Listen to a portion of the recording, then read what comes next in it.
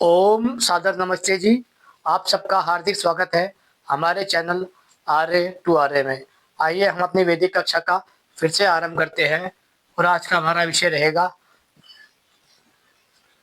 आर्य समाजी। यानी कि अधिकांश आर्य समाजी हिंदू समाज के लिए वाक छल का प्रयोग करते हैं। यदि हम हिंदू समाज की बात करें तो हिंदू समाज के लिए हम कहते हैं कि हम हिंदू समाज के धर्मगुरु हैं, हम हिंदू समाज के ईश्वर के प्रतिनिधि हैं, हम हिंदू समाज के मानवता के रक्षक हैं, हम हिंदू समाज के सिद्धांती आचार्य हैं। ये सारी जितनी भी उपाधियां हैं ये आर्य समाज की, यह अधिकांश रूप में सुघोषित सिद्ध हो जाती है जब आर्य समाज हिंदू समाज के साथ वाक छल का प्रयोग करता है। क्योंकि ये जो जितने भी आर्य समाजी इस समय है वर्तमान में, उनमें आप अधिकांश रूप में यही घटना देखेंगे जो आपको बता रहा हूं मैं।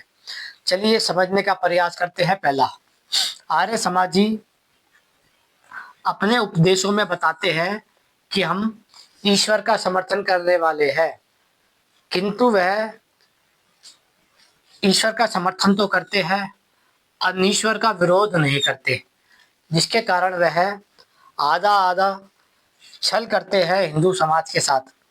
आधा सत्य बताते हैं और आधा छल करते हैं। दूसरा आता है कि वह कहते हैं हम वेद का समर्थन करने वाले हैं क्योंकि वेद ईश्वर की वाणी है, लेकिन जो अवेद है यानी कि जो वेद के विरुद्ध है वह उसका विरोध नहीं करते अधिकांश रूप में। इसलिए वह आधा सत्य बताते हैं हिंदू समाज को और आधा सत्य छुपा लेते हैं। उसी प्रकार वेद का सत्य बताते हैं और अवेद का सत्य छुपा लेते हैं। फिर तीसरा आता है आर्य समाजी कहता है हम धर्म का समर्थन करने वाले हैं, लेकिन वह धर्म के नाम पर हो रहे अधर्म का विरोध नहीं करता, जिसके कारण वह वाक छल का प्रयोग करता है, आधा सत्य बताता है और आधा छुपा लेता है। फिर आता है चौथा, आर्य समाजी कहता है कि मैं कर्मणा कर्मणा व्यवस्था का समर्थन करता हूँ, मैं जन्मना व्यवस्था का विरोध नहीं करता, समर्थन नहीं करता, यानी कि मैं जन्म से व्यवस्था को नहीं मानता। दूसरी तरफ वह जन्मना व्यवस्था का विरोध नहीं करता, जिसका कारण क्या होता है कि आर्य समाज समर्थन तो करता है, लेकिन जिस चीज का उसको विरोध करना चाहिए वह उसका विरोध नहीं करता, मौन समर्थन कर देता है, जिसे हम वाक छल के रूप में लेते हैं। आधा सत्य बताकर आधा सत्य छुपा लेते हैं। फिर आता है पांचवा कि आर्य समाजी कहता है हम आर्ष साहित्य को समर्थन करते हैं, जो ग्रंथ वेद के अनुकूल है, ऋषियों ने लिखे हैं, ऐसे ग्रंथों का समर्थन करते हैं, लेकिन जो वेद के विरुद्ध है, अनार्थ ग्रंथ है, उनका खंडन नहीं करते, जिसके कारण वह हिंदू समाज को मूर्ख बनाने के लिए वाक छल का प्रयोग करते हैं।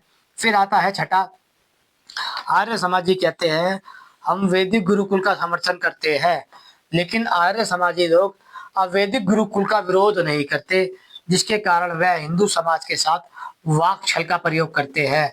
वह आधा सत्य बताते हैं और आधा असत्य छुपा लेते हैं, जिसके कारण ऐसे लोग समाज के लिए बड़े घातक सिद्ध हो जाते हैं।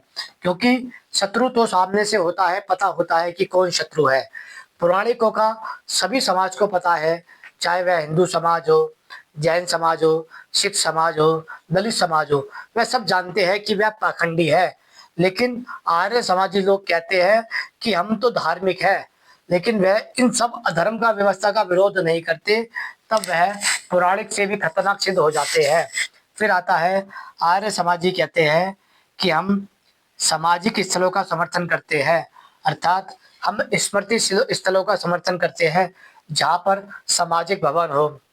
हम उन सब भवनों का समर्थन करते हैं, लेकिन वह पाखंडालियों का, मंदिरों का, तीर्थों का विरोध नहीं करते, जिसके कारण वह वाक छल का प्रयोग करते हैं। आधी बातें बताते हैं, आधी छुपा लेते हैं।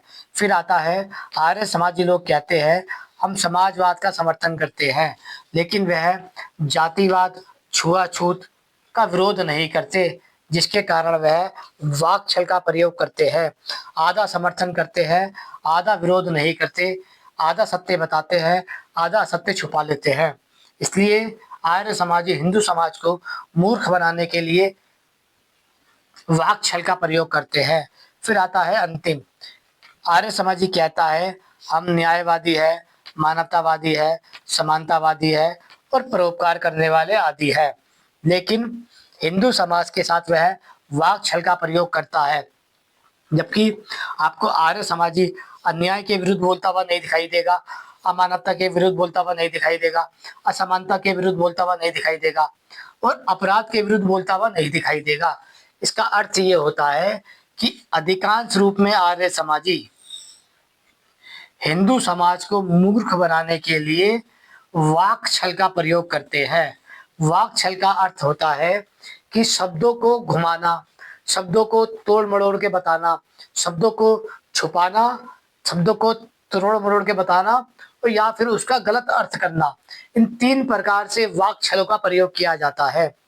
यदि मान लीजिए आप ईश्वर का समर्थन करते हैं और अनीश्वर का विरोध नहीं करते, आप वेद का समर्थन करते हैं, अवेद का विरोध नहीं करते, धर्म का समर्थन करते हैं, अधर्म का विरोध नहीं करते, कर्मणा व्यवस्था का विरोध समर्थन करते हैं, जन्मना व्यवस्था का विरोध नहीं करते, आर्ष साहित्य का समर्थन करते हैं, अनार्ष साहित्य का विरोध नहीं करते, वैदिक गुरुकुल का समर्थन करते हैं, अवैदिक गुरुकुल का विरोध नहीं करते, सामाजिक स्थलों का समर्थन करते हैं, पाखंडालों का विरोध नहीं करते, समाजवाद का समर्थन करते हैं, जातिवाद और छुआछूत का विरोध नहीं करते, न्याय, मानवता, समानता और परोपकार का समर्थन करते हैं, लेकिन अन्याय, असमानता, अमानवता और अपराध का विरोध नहीं करते।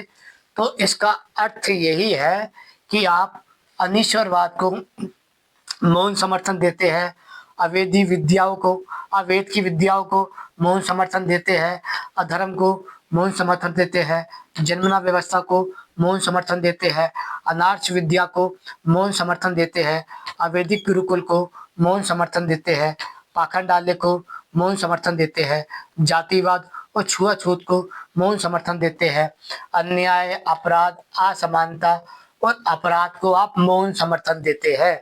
क्योंकि यदि बात की जाए आर्य समाजियों की, तो लगभग 90% आर्य समाजी इन सबका मौन समर्थन देते हुए दिखाई देते हैं। 10% आर्य समाजी जो इन सबका खंडन करते हैं, विरोध करते हैं, वह मुख्य रूप में 10% ही दिखाई देते हैं।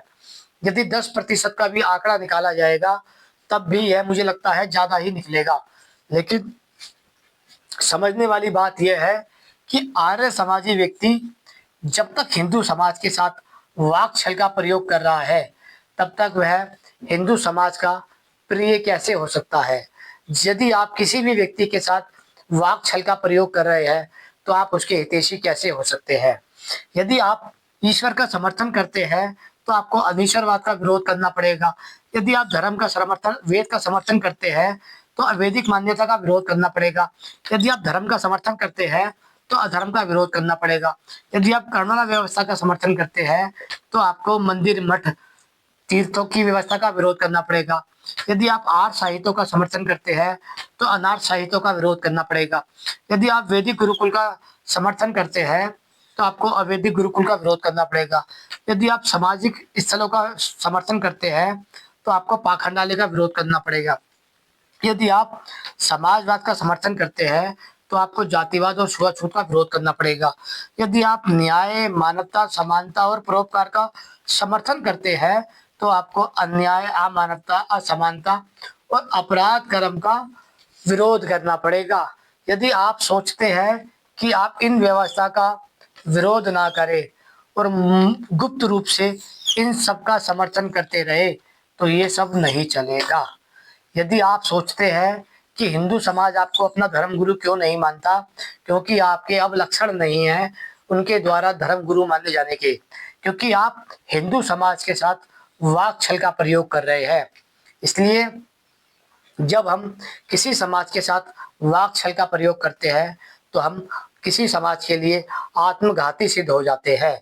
क्योंकि जो अन्य लोग इसका काम कर रहे हैं, जो अनीश्वरवाद का विरोध कर रहे हैं, अवैध का विरोध कर रहे हैं, अधर्म का विरोध कर रहे हैं, जन्मना व्यवस्था का विरोध कर रहे हैं, अनार्य का विरोध कर रहे हैं, अवैधिक मान्यता का विरोध कर रहे हैं, पाखंडाले का विरोध कर रहे हैं, जाति और छुआछूत का विरोध कर रहे हैं, अन्याय, अमानवता, असमानता और अपराध का विरोध कर रहे हैं, तो आर्य समाजी लोग उन व्यवस्थाओं का मौन समर्थन कर देते हैं, जबकि उन्हें उन विरोध करने वालों का साथ देना चाहिए था, जबकि वह मौन समर्थन कर देते हैं। भारतीय समाज इसलिए जातिवाद का शिकार है, पाखंड का शिकार है, छुआछूत का शिकार है, अपराध, अत्याचार, अन्याय का शिकार है, व्यभिचार, नशाखोरी और अभक्ष्य का शिकार है, क्योंकि आर्य समाजियों ने इन सब पाखंड को, इन सब अवैधिक मान्यताओं को, इन सब अधर्म को, इन सब जनगणना व्यवस्था को, इन सब आर्ट्स को, इन सब अवैधिक व्यवस्था को, इन सब पाखंडाले को, इन सब जातिवाद और छुआछूत को, इन सब अन्याय, अमानवता, असमानता और अपराध को गुप्त रूप से मौन समर्थन दे रखा है।